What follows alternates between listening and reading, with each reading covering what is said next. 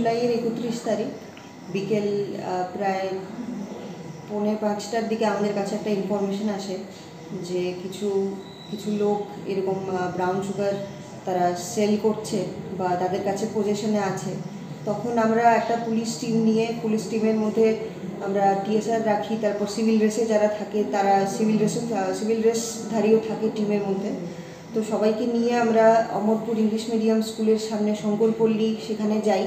তারপর সেখানে যাওয়ার পর সেই সিক্রেট ইনফরমেশন অনুযায়ী পিন্টু দাসের বাড়ির সামনে পৌঁছার পর আমরা তাদের পিন্টু দাস এবং অন্য আরেকজন, তার ডাকনাম গৌতম, তার তার কী দেবনাথ, বাপি দেবনাথ, তাদের দুজনের পজিশন থেকে আমরা একটা ব্রাউন সুগারের পাউচ রিকভার করতে পারি। আর কিছু এমটি ভাইলস আমরা পাই, যেটা আমরা এখন কাউন্ট করে দেখলাম যেটা 588টা আমরা এমটি ভাইলস আমরা রিকভার করতে পেরেছি।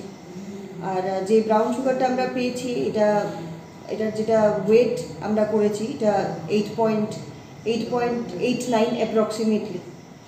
আচ্ছা ম্যাডাম, এগুলি ছাড়া কি আর কিছু আপনারা রিকভারি করতে